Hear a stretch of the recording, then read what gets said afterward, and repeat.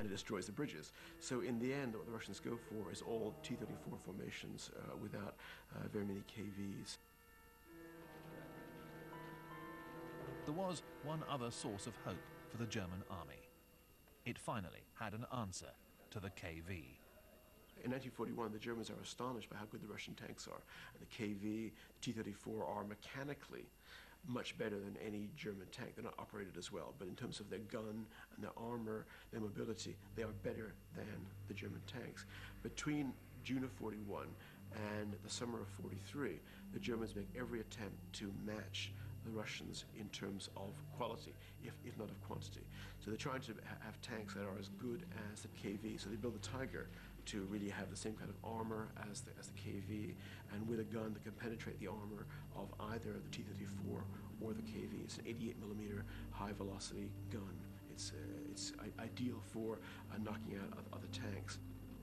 The Tiger tank was more than a fitting match for the Russian KV.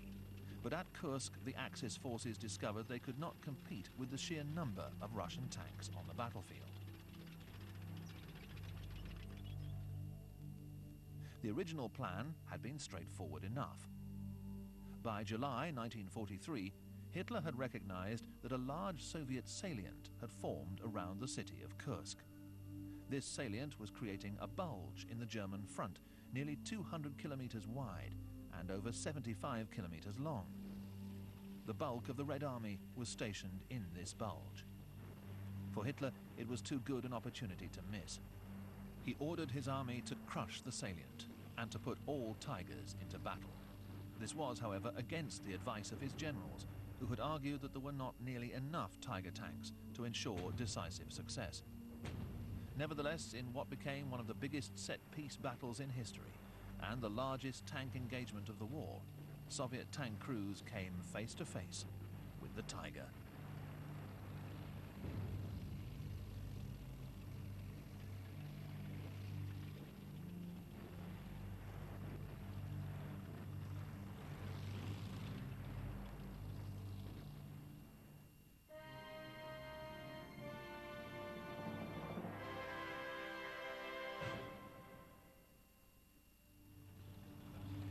Hitler took a big gamble at Kursk and lost heavily.